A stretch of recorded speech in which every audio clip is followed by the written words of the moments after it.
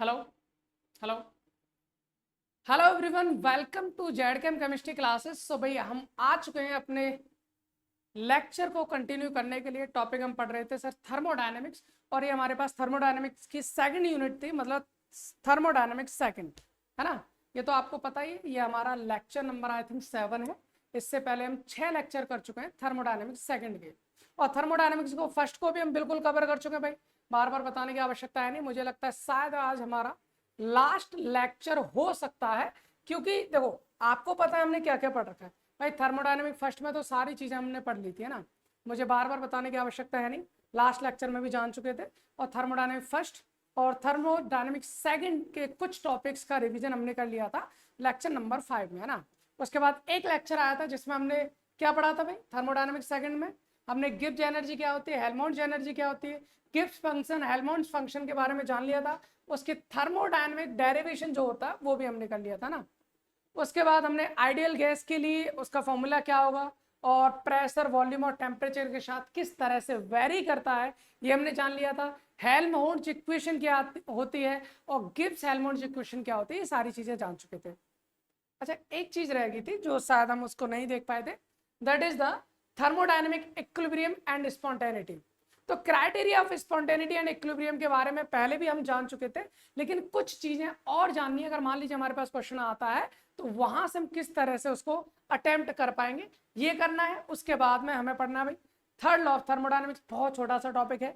Nernst heat theorem वो भी पढ़ना है। इसके बाद कॉन्सेप्ट्स ऑफ रेजिडुअल एंट्रोपी क्या होता है ये पढ़ना है, और देन उसके बाद नस्ट डिस्ट्रीब्यूशन लॉ। यही हमारे पास टॉपिक्स बचे हुए हैं। तो मैं आप इनको तैयारी करके लाया हूँ आपको। यहाँ पर सारे के सारे हमने जान रखा भाई। पहले हमें जानना है स्पॉन्टेनिटी, क्राइटेरिया ऑफ स्पॉन्टेनिटी। उसके बाद हमें पढ़ना है भाई third law of thermodynamics. Then उसके बाद में नस्ट हीट थ्योरम, फिर उसके बाद में residual entropy, then the last topic Nernst distribution law. और इसी के साथ ये यूनिट, मतलब दोनों यूनिट हमारे कंप्लीट हो जाएंगी, थर्मोडायनेमिक फर्स्ट और थर्मोडायनेमिक सेकंड। उम्मीद करूंगा कि आपको बहुत अच्छे से समझ में आ रहा होगा, सारी चीजें क्लियर हो पा रही होंगी। अगर ऐसा है तो बहुत अच्छी बात है, धन्यवाद उसके लिए, आपको जुड़ने के लिए। अगर आप लास्ट लेक्चर तक पहुंच रहे हो तो उम्मीद ऐसी लगती है कि हाँ भाई आपको समझ में आ रहा है ना। इसी के साथ साथ एक उम्मीद तो हम जरूर रखना चाहेंगे आपसे कि भाई लेक्चर को ना थोड़ा सा शेयर कर दिया करो। उससे आपको और हमको बहुत अच्छा सा लगता है। आपको अच्छे इसलिए लगेगा कि आपको सारा का सारा कॉन्सेप्ट या सारा का सारा सिलेबस आपको बहुत जल्दी से जल्दी आपके सामने आता रहेगा। और दूसरा, हमारा तो रीज़न आपको पता है कि हमें क्यों अच्छा लगेगा, राइट। चलिए फिर हम बिना टाइम वेस्ट करे हम सीधा की सीधा अपना टॉपिक स्टार्ट करते हैं। नाम है क्राइटेरिया ऑफ स्पॉन्टेनिटी, ठीक है। क्राइटेरिया ऑफ स्पॉन्टेनिटी की बात करते हैं। ये मैं पहले भी आपको बता चुका हूँ भाई, क्योंकि आप लोगों की स्ट्रेंथ ही हमारा फ्यूल होती है एक्चुअल में। मैं आपको बता दूँ कि दुनिया की हर चीज़ विदाउट फ्यूल तो चलती नहीं भाई। बाइक भी चलाओगे, कुछ भी चलाओगे आप, किसी न किसी चीज, किसी न किसी फॉर्म में उसको फ्यूल चाहिए होता है। तो हमारा फ्यूल हमारे व्यूअर्स होते हैं जो हमको देख रहे होते हैं। अगर उनकी क्वांटिटी बढ़ती है तो ऐसा लगता है कि हाँ भाई हम जो पढ़ा रहे हैं उनको अच्छे से समझ में आ रहा है और हमारा पढ़ाना सार्थक हो रहा है एक्चुअली। तो अगर वो पढ़ेंगे तो हमें लगता है कि हाँ हमारा फ्यूल फुल है, और अगर नहीं पढ़ेंगे तो ऐसा लगता है भाई थोड़ी सी प्रॉब्लम है। और आपको पता है अगर गाड़ी में फ्यूल फुल होता है ना तो वो बहुत अच्छी सी, आपका हम बोल सकते हैं कि काफ़ी अच्छी तरह से हमारी ज़िंदगी भी चलती है, हमारी पढ़ाई भी चलेगी, हमारी बाइक भी चलेगी, सब कुछ चलेगा, राइट। अभी चलो हम टाइम वेस्ट बिल्कुल नहीं करते हैं, क्योंकि अब तक बहुत सारे लेक्चर्स हो चुके हैं, 7वां लेक्चर है, और आज के लेक्चर में हम कोशिश करेंगे कि हमारी थर्मोडायनेमिक्स हो जाए फिनिश, ठीक है। क्राइटेरिया ऑफ स्पॉन्टेनिटी, तो मैं आपको पहले ही बता चुका था भाई स्पॉन्टेनियस प्रोसेस क्या होती है। ऐसी कोई भी प्रोसेस जो खुद से होती है, ऑटोमेटिक होती है। ऑटोमेटिक इन द सेंस एक बार अगर आप उसको स्टार्ट कर दो तो उसके बाद खुद से चलती रहती है, उसको हम स्पॉन्टेनियस रिएक्शन कहते हैं। लेकिन ऐसी रिएक्शन जिसको, या रिएक्शन हो या प्रोसेस हो कुछ भी हो, जिसको हमें हर स्टेप पे चलाने के लिए एनर्जी देनी पड़ती है, हर स्टेप पे हमें ड्राइविंग फोर्स लगाना पड़ता है, उसको हम कहते हैं नॉन, क्या बोलेंगे उसको, नॉन स्पॉन्टेनियस प्रोसेस। समझ में आ रहा है? जैसे एक छोटे से एग्जांपल के साथ समझाऊं। छोटा सा एग्जांपल, मतलब मान लीजिए ये एक ऊंची हाइट का कोई भी चीज है, एक बंदा यहाँ खड़ा है, एक बंदा यहाँ खड़ा है, और उसको यहाँ पर आना है। अगर वो कूद जाए तो वो सीधा सीधा आएगा ना, उसको केवल कूदना है, आना उसके बस की नहीं है, वो सीधा नीचे आ पड़ेगा। तो ये होता है स्पॉन्टेनियस। बस आपको एक बार स्टार्ट करना है, स्टार्ट करने के बाद आपको कुछ नहीं करना, वो सड़ाम से धीरे आए, मतलब नीचे आ पाएगा, है ना। इसका मतलब ये है कि एक बार स्टार्ट करना, उसके बाद प्रोसेस हमारे हाथ में नहीं, वो सीधे ऑटोमेटिक चलती रहती है, that is the spontaneous process. अगर मैं किसी, जैसे मान लो कोई कैंडल है ना, कैंडल को अगर मुझे जलाना, तो मुझे जलाना पड़ेगा ना एक बार, उसके बाद तो जलती रहेगी वो आराम से। मुझे ये थोड़ी कि भाई बस जला के रखना, अगर हटा लिया तो बंद हो जाएगी, जला रहा हूँ तो भी चलती रहेगी, तो वो नहीं होना है। अगर एक बार जलाने से वो चलती रहेगी, इसका मतलब स्पॉन्टेनियस प्रोसेस है। अगर मुझे यहाँ से नीचे से ऊपर जाना है, मान लो सीढ़ियाँ भी दे रखी हैं, आप कहेंगे सर ऐसे कैसे उड़ के थोड़ी जाना है, चलो मान लो ये सीढ़ियाँ दे रखी हैं इस तरह से,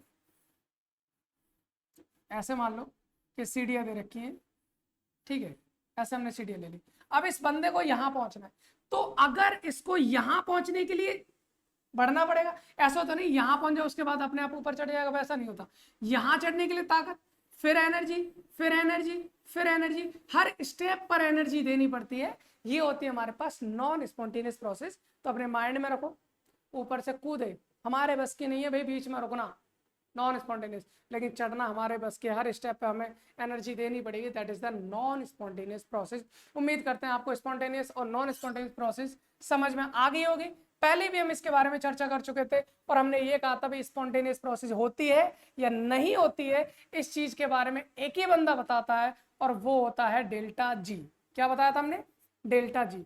सर डेल्टा जी की वैल्यू ही डिसाइड करती है कि रिएक्शन हमारे पास या प्रोसेस हमारे पास स्पॉन्टेनियस है या नहीं है। क्या कहा था सर हमने? हमने कहा था भाई हमारे पास जो डेल्टा जी है ना, अगर वो नेगेटिव आई, उसकी वैल्यू क्या आई मैथमेटिकली, डेल्टा जी की वैल्यू नेगेटिव, तो वो प्रोसेस हमारे पास स्पॉन्टेनियस प्रोसेस होती है। कैसी होती है भाई? स्पॉन्टेनियस प्रोसेस होती है। आई होप इतनी बात समझ में आ रही होगी। ठीक है सर, पहले भी पढ़ चुके थे। ठीक है, अगर डेल्टा जी की वैल्यू सर पॉजिटिव आई तो क्या करना है? हमको पता है। क्या पता है? अगर डेल्टा जी की वैल्यू पॉजिटिव आती है तो जो प्रोसेस है वो हमारे पास क्या हो जाएगी? नॉन स्पॉन्टेनियस प्रोसेस हो जाएगी, राइट। अगर डेल्टा जी की वैल्यू सर आप कह रहे हो पॉजिटिव होगी तो नॉन स्पॉन्टेनियस, यानी कि डेल्टा जी की वैल्यू पॉजिटिव आएगी खुद से नहीं होगी, डेल्टा जी की वैल्यू नेगेटिव आएगी खुद से होगी। और डेल्टा जी की वैल्यू अगर सर जीरो आ गई, ना वो पॉजिटिव है ना वो नेगेटिव है, तो हम इसको क्या बोलते हैं भाई? यही होता है हमारे पास इक्विलिब्रियम। तो ये इक्विलिब्रियम की कंडीशन है ना, this is the condition of equilibrium state. मुझे लगता है कि इतनी बात तो आपको समझ में आ गई होगी, इसमें तो कोई समस्या होनी नहीं चाहिए क्योंकि बहुत आसान सी कंडीशन थी। अब हमारे पास में ना कुछ क्वेश्चन होते हैं, और क्वेश्चन किस तरह से आते हैं? क्वेश्चन आते हैं सर, मान लीजिए मेरे पास में, अच्छा डेल्टा जी का फॉर्मूला हमने क्या पढ़ा था भाई? हमने डेल्टा जी का फॉर्मूला बहुत अच्छे से पढ़ रखा है सर। डेल्टा जी बराबर क्या होता है? Delta H minus T delta, यही पढ़ा था कल के लेक्चर में। हमने जो लास्ट लेक्चर था वहां पर बहुत प्यार से ये वाला फॉर्मूला पढ़ रखा था भैया। डेल्टा जी बराबर क्या होता है? Delta H minus T delta S होता है, सबको पता है भैया। डेल्टा जी क्या है? गिब्स एनर्जी चेंज होता है, ठीक है। डेल्टा एच क्या है? इंथैल्पी चेंज होता है, ठीक है। टी क्या है भाई? टेम्परेचर होता है, ठीक है। डेल्टा एस क्या है? एंट्रोपी चेंज क्या होता है? मतलब एंट्रोपी चेंज होता है, पता है ना भाई, सबको पता, बहुत आराम से प्यार से हम जान चुके हैं इसके बारे में। तो इसके बारे में तो हमें कोई समस्या होनी बिल्कुल भी नहीं चाहिए। ओके सर, कोई दिक्कत नहीं। अब अगर मान लीजिए ये जो डेल्टा जी है, एक बात बताओ, डेल्टा जी की वैल्यू पॉजिटिव हो गई या नेगेटिव, किस पर डिपेंड करेगी सर? डेल्टा एच पर डिपेंड करेगी, टेम्परेचर पर डिपेंड करेगी और डेल्टा एस पर डिपेंड करेगी। ये तीन चीजों पर डिपेंड करेगी ना भाई। डेल्टा एच की वैल्यू पॉजिटिव है नेगेटिव है ये बताओ, या टी की वैल्यू क्या है? Positive negative. भाई टेम्परेचर तो पॉजिटिव नेगेटिव नहीं देखेंगे, टेम्परेचर ज्यादा है या कम है ये देखेंगे, है ना। डेल्टा एस की वैल्यू पॉजिटिव है नेगेटिव है ये बताओ। अगर ये चीज आप बताने में सक्षम हो तो मैं आराम से डेल्टा जी की वैल्यू पता करके ये पता कर सकता हूँ कि ये वाली प्रोसेस मेरी स्पॉन्टेनियस होगी या नहीं होगी। बहुत सिंपल सी कहानी। चलिए हम एक काम करते हैं, यहाँ पर पता करते हैं कि ये कैसे हो सकता है। मैंने एक टेबल बनाई है, टेबल के थ्रू हम बहुत आराम से पढ़ेंगे, बहुत प्यार से पढ़ेंगे, ठीक है। कभी कभी क्या होता है कि ये टेबल हर बुक्स में भी नहीं होती, जिन बुक्स में भी होती है कभी कभी ये होता है कि सर स्टूडेंट कहता है हमको ये टेबल नहीं समझ में आ रही सर, कैसे बता दिया इन्होंने कि ये प्रोसेस हमारे पास स्पॉन्टेनियस होगी, कैसे बता दिया उन्होंने कि ये प्रोसेस हमारे पास स्पॉन्टेनियस नहीं होगी। तो बहुत प्यार से समझेंगे, जरा थोड़ा सा इधर आ जाइए। अगर मान लीजिए मेरा क्वेश्चन कोई दे रखा है जहां पर उन्होंने बोला कि भाई मेरी इंथैल्पी जो है ना वो पॉजिटिव है, मैंने अपनी तरफ से लिया है, मैं केस बनाऊंगा यहाँ पर बहुत सारे, उनके थ्रू हम समझेंगे। यहाँ पर मान लीजिए डेल्टा एच की वैल्यू क्या है? पॉजिटिव। और डेल्टा एस सर इसको भी चलो पॉजिटिव ले लेते हैं, मैंने दोनों को पॉजिटिव लिया है। तो मुझे ये बताओ कि डेल्टा जी की वैल्यू पॉजिटिव होगी या नेगेटिव होगी। हम ना इस तरफ लेके चलते हैं, यहाँ ले लिया मैंने। सर मेरे को डेल्टा जी पता करना है, delta H minus T delta S होता है, राइट। अब उसने कहा भी डेल्टा एच की वैल्यू पॉजिटिव है, ठीक है, ये तो नेगेटिव रहा, यहाँ पर टेम्परेचर रहा, और डेल्टा एस की वैल्यू क्या है, ये भी पॉजिटिव है। तो मुझे ये बता दो, मुझे ये बता दो कि इस डेल्टा जी की वैल्यू क्या आएगी, ये डेल्टा जी की वैल्यू क्या आई। तो हम कहेंगे, बहुत प्यार से कह सकते हैं, भाई ध्यान से सुन लेना, यहाँ पर कोई कंफ्यूजन नहीं होना चाहिए। सर ये इस टेम्परेचर पर भी डिपेंड करे, अभी दो ही चीजें तो बताइए ना, तीसरा भी टेम्परेचर हो गया। ये टेम्परेचर कम है या ये टेम्परेचर ज्यादा है, इस चीज पर डिपेंड करेगा कि डेल्टा जी हमारा पॉजिटिव होगा या नेगेटिव होगा। आप कहेंगे सर कैसे, तो ध्यान से सुन लेना इसको। सोचो, अगर मैंने ये कहा कि सर टेम्परेचर मेरा लो है, टेम्परेचर क्या है, लो है, टेम्परेचर कम है, तो सोचो अगर ये टेम्परेचर कम हुआ तो ये पूरी वैल्यू कम हो जाएगी, ये वाली वैल्यू ज्यादा। भाई पॉजिटिव वाला ज्यादा हो जाएगा, नेगेटिव वाला कम हो जाएगा, तो डिफरेंस ओवरऑल क्या आएगा, पॉजिटिव आएगा, नहीं आएगा। वापस से बताता हूँ, वापस से बताता हूँ, अगर ये टेम्परेचर लो है, अगर ये टेम्परेचर लो है, तो ये नेगेटिव वाली जो वैल्यू है वो कम हो जाएगी, पॉजिटिव वाली वैल्यू ज्यादा हो जाएगी। जब पॉजिटिव में से नेगेटिव घटाएंगे तो पॉजिटिव ही बचेगा, तो ओवरऑल डेल्टा जी की वैल्यू क्या आ जाएगी, पॉजिटिव आ जाएगी। अगर अगर टेम्परेचर मैंने क्या कर दिया, हाई, अगर टेम्परेचर मैंने क्या कर दिया, ज्यादा, अगर ये टेम्परेचर ज्यादा हुआ तो नेगेटिव वाली जो वैल्यू है वो पॉजिटिव से ज्यादा हो जाएगी। अगर ये वैल्यू पॉजिटिव से ज्यादा, तो हम बोल सकते हैं सर इसकी वैल्यू ज्यादा है, नेगेटिव ज्यादा है, तो डेल्टा जी की वैल्यू क्या आ जाएगी, नेगेटिव आ जाएगी। तो सर डेल्टा जी की वैल्यू दो कंडीशन में हो सकती है, अगर मेरे पास डेल्टा एच और डेल्टा एस दोनों ही पॉजिटिव हैं, तो यहाँ पर मेरे पास दो कंडीशन बन सकती है कि सर आप लो टेम्परेचर की बात कर रहे हो या हाई टेम्परेचर की बात कर रहे हो। तो यहाँ से मैं इस तरह से कर सकता हूँ, फिर कैसे कर सकता हूँ, सर मेरे पास डेल्टा एच की वैल्यू पॉजिटिव है, डेल्टा एस की वैल्यू पॉजिटिव है, यहाँ से मेरे पास दो कंडीशन बन रही है कि मैं लो टेम्परेचर पर मेरे पास डेल्टा जी की वैल्यू अलग होगी, और हाई टेम्परेचर पर मेरे पास डेल्टा जी की वैल्यू अलग होगी। अगर मैंने क्या देखा भाई, अगर लो टेम्परेचर है तो डेल्टा जी क्या आ रहा है, पॉजिटिव आ रहा है, हाई टेम्परेचर पर नेगेटिव आ रहा है। हमने कहा सर लो टेम्परेचर है तो डेल्टा जी क्या आ रहा है, पॉजिटिव, और हाई टेम्परेचर तो डेल्टा जी क्या आ रहा है, नेगेटिव। बस हो गया काम, वही तो हम कह रहे थे। अगर नेगेटिव है तो स्पॉन्टेनियस, नहीं पॉजिटिव है तो नॉन स्पॉन्टेनियस। तो वी कैन से, क्या बोल सकते हैं भाई यहाँ पर हम कह सकते हैं भैया, हम कह सकते हैं कि डेल्टा जी की वैल्यू पॉजिटिव है, तो हम कहेंगे सर ये प्रोसेस कैसी हो जाएगी, नॉन स्पॉन्टेनियस। क्या हो जाएगी, नॉन स्पॉन्टेनियस प्रोसेस हो जाएगी, राइट। अगर ये हमारे पास नेगेटिव आ रही है डेल्टा जी की वैल्यू, तो हम क्या बोलेंगे इसको, स्पॉन्टेनियस प्रोसेस।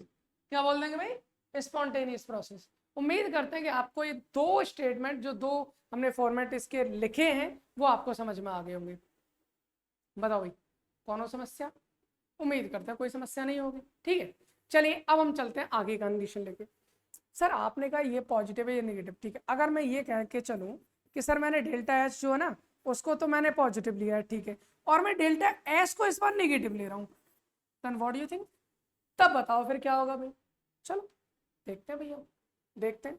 इसको मैं इधर कर देता हूँ, इसको मैं इधर कर देता हूँ।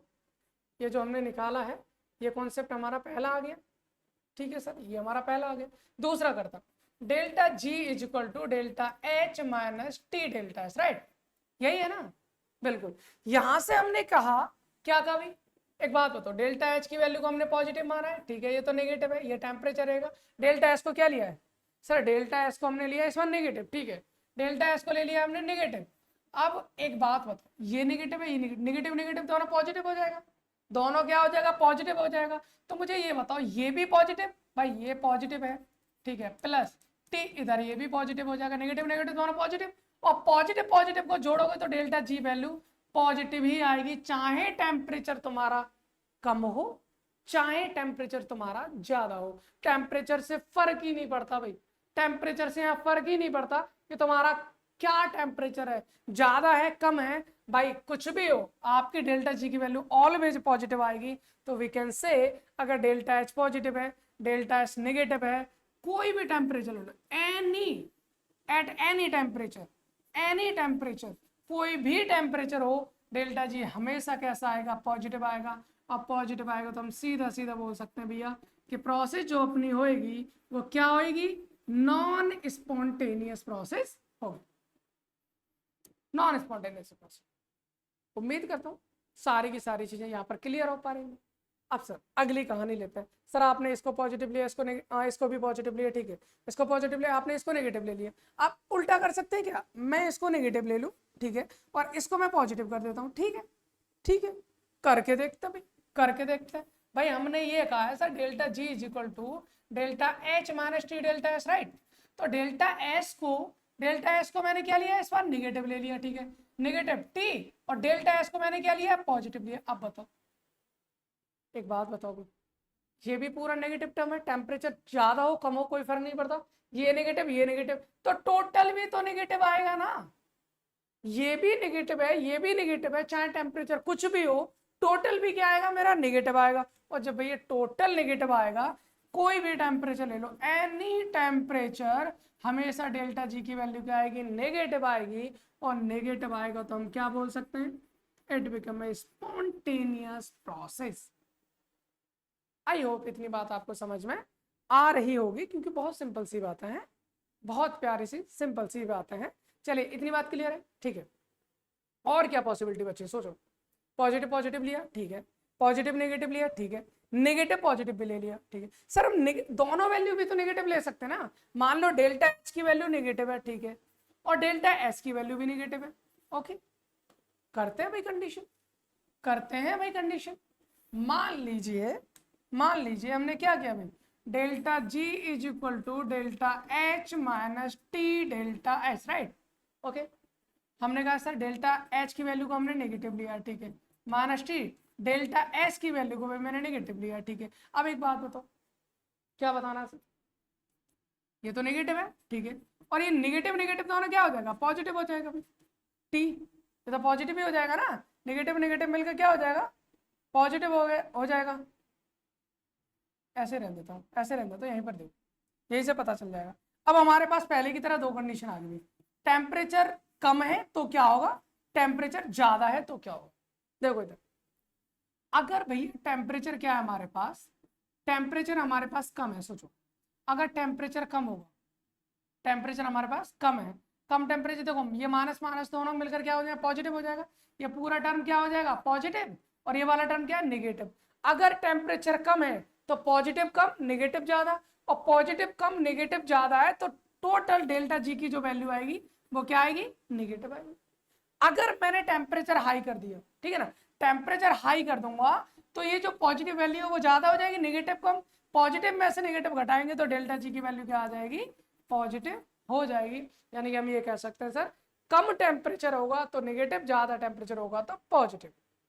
तो यहां से भी भैया हमारे पास दो कंडीशन बनी, क्या दो कंडीशन बनी, अगर हम दोनों को नेगेटिव लेते हैं, अगर हम दोनों को नेगेटिव लेते हैं तो एक तो लो टेम्परेचर की बात होगी, एक हमारे पास हाई टेम्परेचर की बात होगी। तो हमने क्या जाना भाई, अगर लो टेम्परेचर है तो नेगेटिव, लो टेम्परेचर है तो नेगेटिव, और हाई टेम्परेचर है तो पॉजिटिव। और नेगेटिव है तो भैया हमको पता है, क्या पता है कि स्पॉन्टेनियस होना है ना, स्पॉन्टेनियस होना है, और पॉजिटिव है तो अपन को पता है कि नॉन स्पॉन्टेनियस होना है। आई होप इतनी बात क्लियर हो पा रही होगी, इसमें कोई भी समस्या नहीं होनी चाहिए। हमको लास्ट लेक्चर में इसको कर लेना चाहिए था, बट हमको देख नहीं पाए एक्चुअली उसमें, वरना वहीं पर बता देते। तो उम्मीद करते हैं कि आपको ये सारी चीज़ें क्लियर हो पाई होंगी कि स्पॉन्टेनिटी क्राइटेरिया क्या होता है, ये क्लियर हो गया होगा, ठीक है, ओके। अब हम चलते हैं अपना जो हमारा अंतिम टॉपिक है उसकी ओर।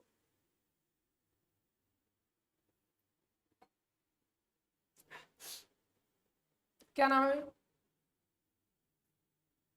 हाँ, थर्ड लॉ ऑफ थर्मोडायनेमिक्स, बिल्कुल जीरोथ लॉ होता है। जीरोथ लॉ तो बहुत सिंपल सी बात है, उसको ज़्यादा हम पढ़ते भी नहीं, टेम्परेचर का कॉन्सेप्ट बताता है ना, तो उसकी जरूरत भी नहीं पड़ी थी, हमारे सिलेबस में भी नहीं था, वो छोटी छोटी क्लास में पढ़ाया था तो हमने उसको स्किप भी कर दिया।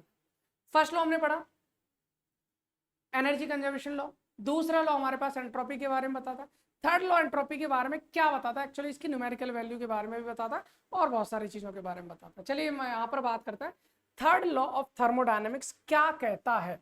भाई बहुत सिंपल सी बात कहता है, बहुत सिंपल सी बात कहता है। और अगर मैं ये कहूँ कि क्या कह रहा है, तो ये स्पेशली टर्म के बारे में बात करता है, वो होता है परफेक्टली क्रिस्टलाइन सॉलिड। अगर आपने कभी भी सॉलिड स्टेट को पढ़ा हो तो सॉलिड स्टेट में हम ये जानते हैं कि भाई सॉलिड ना दो टाइप के होते हैं, एक क्रिस्टलाइन सॉलिड होता है, एक अमॉर्फस सॉलिड होता है। भाई रबर भी सॉलिड होती है, चीनी भी सॉलिड होती है, नमक भी सॉलिड होता है, प्लास्टिक भी सॉलिड होती है। नमक हो या चीनी हो, अगर आप देखो तो इनके अलग टाइप के क्रिस्टल नजर आते हैं, राइट। और अगर आप देखो किसी को, किसको देखें हम, रबर को देखो, प्लास्टिक को देखो, लकड़ी को देखो, दे आर, हम बोल सकते हैं दे आर एमॉर्फस सॉलिड या फिर नॉन क्रिस्टलाइन सॉलिड। तो दो टाइप के क्रिस्टल्स होते हैं। इन्होंने स्पेशली बात करी थी परफेक्टली क्रिस्टलाइन सॉलिड। किसकी बात करी? Perfectly crystalline solid. Sir perfectly crystalline solid क्या होता है? भाई देखो क्रिस्टलाइन सॉलिड वो होता है जहां पर हमारे पास कोई भी एटम हो, आयन हो या मॉलिक्यूल हो, अगर वो एक फिक्स और हम बोल सकते हैं रेगुलर अरेंजमेंट में अगर लगे हों, एक रेगुलर अरेंजमेंट में लगे होते हैं, तो उस टाइप का जो सॉलिड होता है उसको हम बोलते हैं क्या? Crystalline solid. लाइक दिस, जैसे मेरा ये एक एटम है, ठीक है, तो दूसरा एटम इसके बराबर में इस तरह से लगा, इसी तरह से इसके नीचे भी इसी तरह से और भी बना लेते कोई प्रॉब्लम नहीं। हम यहाँ पर ये देख रहे हैं कि यहाँ पर सारे के सारे जो एटम्स हैं या मॉलिक्यूल्स हैं या आयन है, जो भी कॉन्स्टिट्यूएंट पार्टिकल है, वो एक फिक्स अरेंजमेंट में लगे हुए हैं। सर इसको बोलते हैं क्रिस्टलाइन सॉलिड। अब परफेक्टली क्रिस्टलाइन सॉलिड का मतलब बिल्कुल एग्जैक्ट जो होना चाहिए वैसे ही अरेंजमेंट में लगे हैं, तो उसको हम परफेक्टली क्रिस्टलाइन सॉलिड कहेंगे। अब थर्ड लॉ हमारा इसके बारे में क्या कहता है, जरा हम इसकी बात करते हैं। ये मेरे पास से कोई सॉलिड है मान लीजिए, है ना, ये हमारे पास में एक सॉलिड है, ठीक है, मान लेते सॉलिड है, कोई दिक्कत नहीं हमें। अब मैं ये जानना चाहता हूँ, आप एक बात बताओ, यहीं पर जान लेते, चलो इसको थोड़ा सा नीचे करता हूँ, ये थोड़ा सा अलग कॉन्सेप्ट की बात करता हूँ, क्योंकि हमको जानना है कॉन्सेप्ट्स के बारे में, और कॉन्सेप्ट्स के बारे में बिना जाने तो हम आगे पढ़ते नहीं भी, हम बिल्कुल भी नहीं पढ़ते हैं। तो मुझे ये बताओ, मेरे पास में है गैस, मेरे पास है लिक्विड, और मेरे पास है सॉलिड, ठीक है, गैस, लिक्विड और सॉलिड। अगर मैं इन तीनों में एंट्रोपी की बात करता हूं, I am talking about the entropy, entropy की बात करता हूं, गैस, लिक्विड और सॉलिड। भाई गैस में मेरे को पता है मॉलिक्यूल्स बहुत दूर दूर होते हैं, लिक्विड की अगर मैं बात करूं तो धीरे धीरे पास आते हैं ना, थोड़े पास होते हैं, नजदीक होते हैं। सॉलिड की बात करूं तो बहुत पास होते हैं। एंट्रोपी क्या है सर?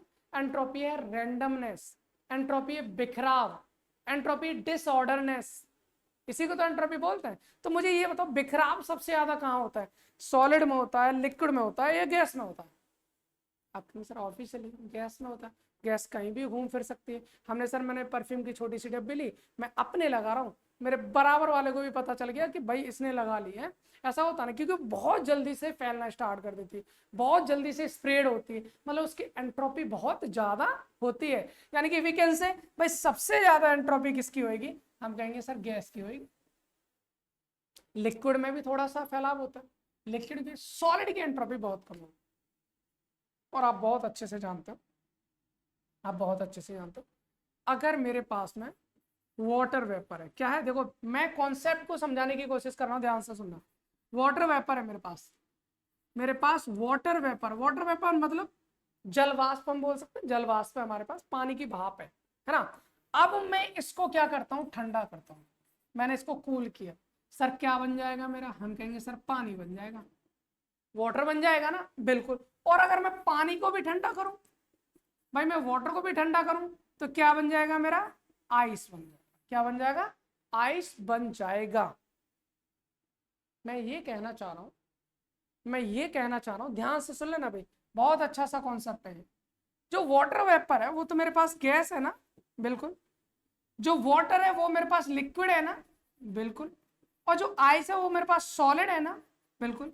भाई मैंने वाटर वेपर को ठंडा किया, वाटर बन गया, और ठंडा किया, सॉलिड बन गया। मैं ये कह सकता हूं अगर मैं टेम्परेचर को कम कर रहा हूं, सोचो, अगर मैं टेम्परेचर को कम करता जा रहा हूं तो गैस से लिक्विड, लिक्विड से सॉलिड बन रहा है, गैस से लिक्विड, लिक्विड से सॉलिड बन रहा है, तो मेरी एंट्रोपी क्या हो रही है, कम हो रही है। हम कह सकते हैं अगर आप टेम्परेचर को कम करोगे तो एंट्रोपी भी कम होते जाएगी, कम होते जाएगी। जब हमने इसको लैब के अंदर एक्सपेरिमेंट किया, जब हमने इसका लैब के अंदर एक्सपेरिमेंट किया तो करते करते करते करते ही हमको लास्ट में जाके थर्ड लॉ की प्राप्ति होगी। कहते हैं ना किसी चीज का अभ्यास करते जाओ तो अंत में जाके वो चीज क्या होती है, प्राप्त हो ही जाती है। तो थर्ड लॉ ऑफ थर्मोडायनेमिक्स जो है वो कहाँ से आया, एक्चुअल में कॉन्सेप्ट हमारे पास यही है। हमने क्या किया भाई, टेम्परेचर को हम कम करते गए, कम करते गए, कम करते गए, गैस से लिक्विड, लिक्विड से सॉलिड हुआ और उसकी एंट्रोपी कम होता चली गई। यानी कि हम ये बोल सकते हैं सर अगर मैं टेम्परेचर को कम करूंगा तो क्या मेरी एंट्रोपी कम हो जाएगी, बिल्कुल कम हो जाएगी, बिल्कुल कम हो जाएगी। क्या मैं टेम्परेचर को, जैसे मान लो मेरे पास में 0 डिग्री सेल्सियस, ठीक है, या फिर कैल्विन ले लो, 0 डिग्री पे कितना होता है, 273 कैल्विन होता है, ठीक है, 273 कैल्विन होता है। मैं और लेके नीचे आया, मैंने 250 कैल्विन किया, और नीचे लेके आया 200 कैल्विन किया, और नीचे लेके गया 150 कैल्विन किया, और नीचे 100 कैल्विन पे पहुंचा, और ठंडा लेके करने की कोशिश कर रहा हूँ 50 कैल्विन। मैं धीरे धीरे करके, धीरे धीरे करके 0 कैल्विन पे पहुंच गया। कितने पे पहुंचा, 0 कैल्विन, जिसको एब्सोल्यूट टेम्परेचर कहते हैं। तो क्या सर अगर मैं टेम्परेचर को 0 कर दूं, बिल्कुल 0 कर दूं, क्या वहां पर मॉलिक्यूल की कोई भी मूवमेंट होगी क्या, मूवमेंट होगी क्या? वही चीज को अब मैं इसको हटा रहा हूं भाई, अब मैं इसको हटा रहा हूं। अगर मैं यहां पर बात करूं, कहां पर, यहां परफेक्टली क्रिस्टलाइन सॉलिड है। अगर मैं परफेक्टली क्रिस्टलाइन सॉलिड की बात करूं, मैं टेम्परेचर को क्या कर रहा हूं, कम करता जा रहा हूं, कम करता जा रहा हूं, तो इसकी जो एंट्रोपी है, इसकी जो एंट्रोपी है वो भी क्या होती चली जाएगी, कम होती चली जाएगी। और जब मैं इसका टेम्परेचर कितना कर दूं, 0 केल्विन कर दूं, कितना कर दूं भाई, 0 केल्विन, ये केल्विन है, ओके मैं समझ लेना ना, ये 0 केल्विन कर दूं तो इसकी जो एंट्रोपी है भाई, इसकी जो एंट्रोपी है वो भी क्या हो जाएगी, 0 हो जाएगी। क्योंकि मुझे पता है भाई ये एक परफेक्ट क्रिस्टलाइन सॉलिड है, तो अगर 0 केल्विन ले गया मैं बहुत लो टेम्परेचर, तो वहां तो ये बिल्कुल हिलेंगे भी नहीं, ऑलरेडी क्रिस्टलाइन था। तो इसको परफेक्ट क्रिस्टलाइन सॉलिड है, तो 0 केल्विन पर इसकी एंट्रोपी क्या हो जाती है, 0 केल्विन पर इसकी एंट्रोपी क्या हो जाती है, 0 हो जाती है। बस इसी बात को बताया था थर्ड लॉ ऑफ थर्मोडायनेमिक्स ने। उम्मीद करता हूं कि थर्ड लॉ ऑफ थर्मोडायनेमिक्स आपको इजीली समझ में आ गया होगा कि थर्ड लॉ ऑफ थर्मोडायनेमिक्स क्या होता है। आई होप समझ में आ गया, आई होप आपको समझ में आ गया होगा कि थर्ड लॉ ऑफ थर्मोडायनेमिक्स क्या होता है, ठीक है। चलिए अब इसके स्टेटमेंट की बात कर लेते हैं, थर्ड लॉ ऑफ थर्मोडायनेमिक्स क्या कहता है। हाँ भाई, थर्ड लॉ थर्मोडायनेमिक्स यहां लिख देते हैं इसकी definition. It states that the entropy entropy मतलब S of a perfectly crystalline solid, of a perfectly crystalline solid become 0, कितनी हो जाती है, 0 at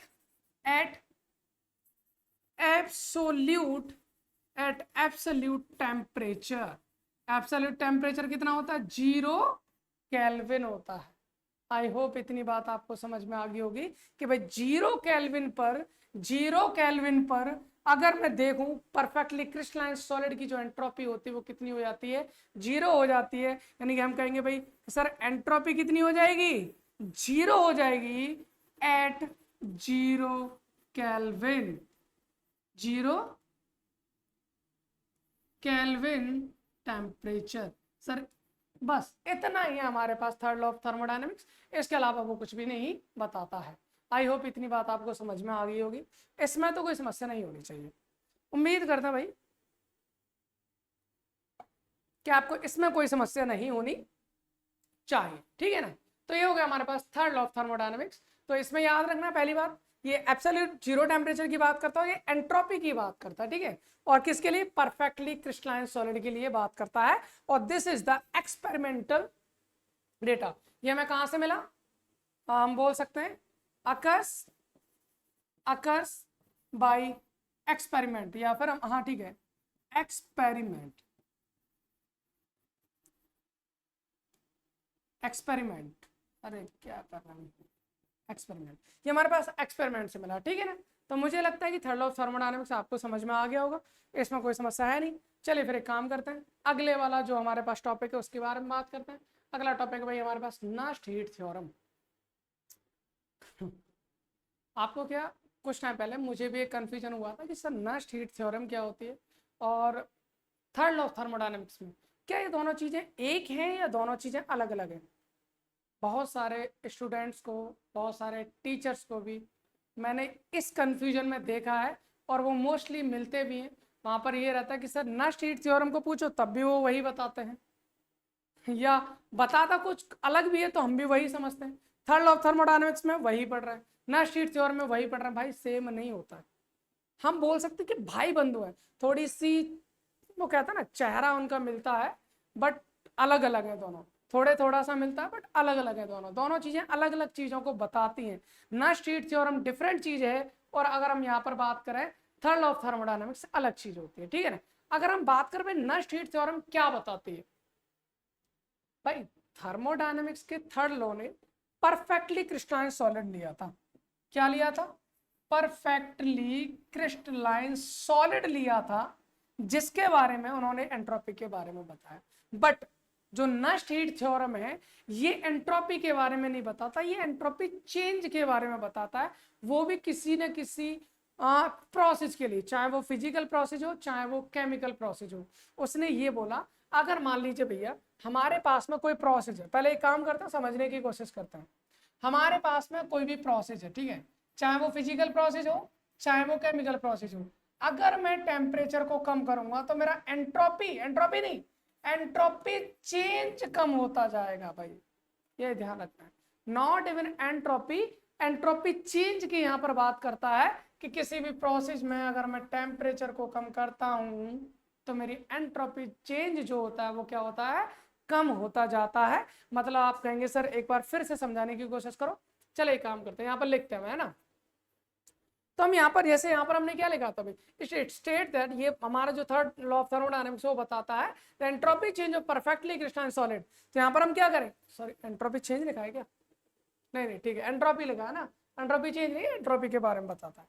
तो यहाँ लिखेंगे नस्ट हीट थ्योरम, या फिर लिख देते चलो, according to Nernst heat theorem, according to Nash heat theorem,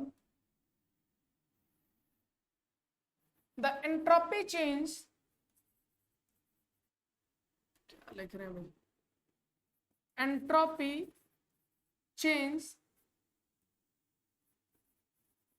entropy change tends to zero at absolute temperature, at absolute temperature.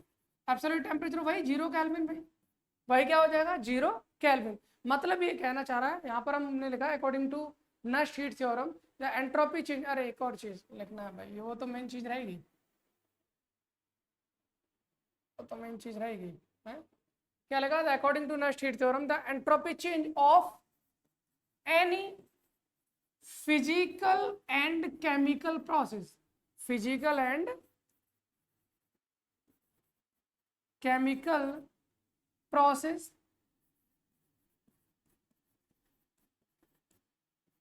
tends to 0 at absolute temperature, absolute temperature मतलब 0 kelvin. अगर 0 kelvin पर अगर हम देखें तो नस्ट हीट थ्योरम कहते हैं कोई भी प्रोसेस हो अपने पास, चाहे वो फिजिकल प्रोसेस हो चाहे वो केमिकल प्रोसेस हो, अगर आप उसका टेम्परेचर 0 केल्विन कर दोगे तो उसका जो एंट्रोपी चेंज है वो टेंस टू 0, मतलब 0 के नजदीक जाएगा। यानी कि हम यहाँ पर बोल सकते हैं कि अगर टेम्परेचर को आपने किया 0 केल्विन, टेम्परेचर को आपने किया 0 केल्विन, तो delta S tends towards to 0, हम बोल सकते हैं कि वो 0 की तरफ जाएगा। हमने ये नहीं कहा कि भाई डेल्टा एस 0 हो जाएगा, हमने कहा 0 की तरफ मूव करेगा, ऑलमोस्ट 0 हो जाएगा, और वो भी एंट्रोपी चेंज। तो यहां पर बस इतना छोटा सा अंतर है भाई, यहाँ एंट्रोपी 0 हो जाएगी बट परफेक्टली क्रिस्टलाइन सॉलिड की। लेकिन अगर प्रोसेस की बात करें तो वहां एंट्रोपी की बात नहीं कर रहा नस्ट हीट थ्योरम, वो एंट्रोपी चेंज की बात कर रहा है। एंट्रोपी चेंज भी लगभग ऑलमोस्ट क्या हो जाता है, 0 हो जाता है। तो यहाँ पर हम बोलते हैं tends to 0 at 0 kelvin. I hope इतनी बात समझ में आ रही होगी। और ये हमारे पास it is a theoretical concept, it is a theoretical concept. तो जो हमारे पास थर्ड लॉ ऑफ थर्मोडायनेमिक्स है वो हमारे पास एक प्रैक्टिकल कॉन्सेप्ट होता है, लेकिन नस्ट हीट थ्योरम हमारे पास एक थर्ड क्या है, हमारे पास एक थियोरेटिकल कॉन्सेप्ट होता है। उम्मीद करते हैं इतनी बात आपको समझ में आ गई होगी। क्लास हो चुकी है 36 के अराउंड, ठीक है। चलो एक काम करते हैं, अपने पास कितने टॉपिक बचे हैं भाई? रेजिडुअल एंट्रोपी बचा है, ठीक है, और Nernst distribution law, okay. Nernst distribution law के साथ साथ हमें इसके एप्लीकेशंस भी पढ़नी है ना, Nernst distribution law and applications, okay. चलिए हम बात करते हैं रेजिडुअल एंट्रोपी की। रेजिडुअल एंट्रोपी क्या होती है? रेजिडुअल से आपको एक चीज समझ में आ रही हो, रेजिडुअल सर कहीं ना कहीं एक बची हुई चीजें हैं। क्या है? एक बची हुई चीजें। क्या सर ऐसा भी हो सकता है कि अगर हम 0 केल्विन कर दें, इतना लो टेम्परेचर ले जाए, लेकिन फिर भी उसमें कुछ ना कुछ रैंडमनेस बाकी हो? हाँ, ऐसा पॉसिबल है, बिल्कुल हो सकता है। अगर परफेक्टली क्रिस्टलाइन सॉलिड नहीं है, अगर परफेक्टली क्रिस्टलाइन सॉलिड नहीं है, तो वहां पर कोई ना कोई मोशन जरूर होगा, कोई ना कोई मूवमेंट जरूर होगी, जिसकी वजह से एंट्रोपी जो होती है वो 0 नहीं हो पाती है। और अगर नहीं हो पाएगी तो जो एंट्रोपी उस 0 केल्विन पर बचेगी उसे हम कहते हैं रेजिडुअल एंट्रोपी। उसी को कहते हैं हम रेजिडुअल एंट्रोपी। मतलब 0 केल्विन कर दिया लेकिन फिर भी वहां पर जो एंट्रोपी है वो हमारे पास 0 नहीं हो पाई है, तो हम उसको बोलेंगे रेजिडुअल एंट्रोपी, ठीक है ना। तो हम यहां पर क्या बोलेंगे? Entropy, entropy of any non perfectly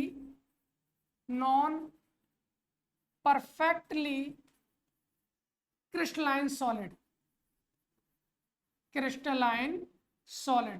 देखो मैं यहां पर फिर से बोल रहा हूं भाई, नॉन परफेक्टली क्रिस्टलाइन सॉलिड की बात कर रहा हूं। Entropy of any non perfectly crystalline solid at absolute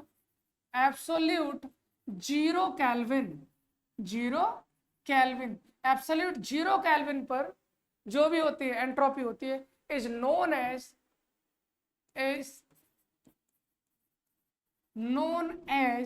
क्या कहते हैं इसको हम? Residual entropy, is known as residual entropy. इसको हम रेजिडुअल एंट्रोपी कहते हैं, रेजिडुअल एंट्रोपी कहते हैं। उम्मीद करते हैं आपको समझ में आ रहा, ठीक है। तो भाई रेजिडुअल एंट्रोपी क्या होती है? परफेक्टली क्रिस्टलाइन सॉलिड होगा सर, एब्सोल्यूट टेम्परेचर कर दो तो वहां पर एंट्रोपी उसकी जो होगी वो क्या हो जाएगी? 0 हो जाएगी। बट अगर नॉन परफेक्टली क्रिस्टलाइन सॉलिड है तो सर 0 केल्विन पर उसकी भी कोई ना कोई मूवमेंट रहेगी, उसे हम कहते हैं रेजिडुअल एंट्रोपी। रेजिडुअल एंट्रोपी किसकी वजह से होता है? मॉलिक्यूलर मोशंस की वजह से होता है, किसी न किसी वाइब्रेशन की वजह से होता है ना। It is due to some type of molecular motion and vibrations भाई मॉलिक्यूलर मोशन और वाइब्रेशंस की वजह से ये जो रेजिडुअल एंट्रोपी है वो होती है। अगर मैं इसके मैथमेटिकल फॉर्मूले की बात करूं तो भाई इसका मैथमेटिकल फॉर्मूला जो जो होता है S is equal to K L N W. S is equal to K L N W होता है आपके पास। एस जो होता है that is entropy, residual entropy. Okay, K जो होता है हमारे पास बोल्ट्जमैन कांस्टेंट होता है, बोल्ट्जमैन कांस्टेंट होता है। और अगर मैं W की बात करूं तो ये हो जाता है number of arrangements, number of arrangements. आप कहेंगे सर ये क्या मतलब हुआ, अरेंजमेंट्स का मतलब क्या हुआ? भाई अरेंजमेंट्स का मतलब है कि जो मॉलिक्यूल है या उसमें जो एटम्स है वो किस तरह से अरेंज हो सकते हैं, कितने उसके तरीके हैं, तो वो होता है हमारे पास। ठीक है, तो वो हमारे पास होता है। तो बड़ा ही सिंपल सी चीज़ है, इसमें कोई दिक्कत नहीं। इसको वैसे स्टैटिकल थर्मोडायनेमिक्स में पढ़ता है, ये क्लासिकल थर्मोडायनेमिक्स का पार्ट बिल्कुल भी नहीं होता है। तो इसकी भी बात हम बाद में करेंगे, फिलहाल जहाँ पर भी इसकी ज़रूरत पड़ेगी। फिलहाल इसको हम यहीं पर रोक सकते हैं, या फिर आप चाहो तो एक एग्जाम्पल के साथ इसको बता। चलो एक एग्जाम्पल के साथ कर लेते हैं, जैसे एक एग्जाम्पल के साथ कर ही लेते हैं, क्यों छोड़ना। फॉर एग्जाम्पल अगर मैं CO मॉलिक्यूल की बात करता हूँ, मोस्टली पूछा जाता है, मोस्टली आपका कॉम्पिटिशन में काफ़ी बार आता है, CO मॉलिक्यूल्स का अरेंजमेंट क्या हो सकता है। तो हम बोलेंगे भाई इसका जो अरेंजमेंट होता है वो इस तरह से होता है, CO इस तरह से हो सकता है, मतलब CO इस तरह से लग सकते हैं, या फिर ऐसे लग सकता है COOC इस तरह से दो तरीके हो सकते हैं। ठीक है ना, तो CO या फिर OC। तो इसमें नंबर ऑफ वेग कितने हो जाते हैं, 2 हो जाता है। अगर इसके लिए एंट्रोपी निकालें हम तो ये हो जाता है हमारे पास KLNW। तो यहाँ से हो जाएगा KLNW कितना हो जाएगा 2। अगर एक मोल की बात करें तो इसकी पावर हो जाएगा Na मतलब एवोगाड्रो नंबर, और एवोगाड्रो नंबर को हम आगे लेके आ सकते हैं। तो ये हो जाएगा KNaLN2, और KNa इसको ये R के बराबर होता है, तो S is equal to RLN2। ये हमारे पास एक फाइनल आंसर आ जाता है। कई बार डायरेक्टली पूछ सकते हैं, तो इसमें कोई समस्या है नहीं। मुझे लगता है रेजिडुअल एंट्रोपी जो होती है वो क्या समझ में, आपको मेनली समझना है इसको कि रेजिडुअल एंट्रोपी क्या होती है। ठीक है ना, एक बार हम टाइम को देख लें भाई, 42। आई थिंक हमको अभी इस लेक्चर को रोक देना चाहिए, क्योंकि हमें इस टॉपिक को भी जल्दबाजी में बिल्कुल नहीं पढ़ना, बहुत प्यार से पढ़ना है, क्योंकि बहुत इंपॉर्टेंट है। नाश डिस्ट्रीब्यूशन लॉ क्या होता है और इसके एप्लीकेशंस क्या होते हैं। तो कल संडे में आपको ये टॉपिक भी हम आपको बिल्कुल प्रोवाइड कर देंगे। तो चलो अब इतने तक किया है, तो एक लेक्चर और, ज़्यादा बड़ा तो नहीं आएगा, लगभग 15 से 20 मिनट का लेक्चर और रहेगा, जिसमें हम इस लास्ट टॉपिक को करेंगे। बाकी इसके साथ एक और चीज़, आपके जो भी डाउट्स हैं वो कमेंट सेक्शन में लिख देना। मैं उन डाउट्स को लेकर अगले लेक्चर में, ये टॉपिक तो करना है, बाकी आपके जो भी डाउट्स हैं उन्हें बता देना, और बाकी हो सकता है कि रिवीजन भी करें। तो अगले लेक्चर में वो सारी चीज़ें करते हैं। फिलहाल इस लेक्चर को यहीं समाप्त करते हैं, और धन्यवाद यहाँ तक जुड़ने के लिए। एक और धन्यवाद हम आपको देना चाहते हैं,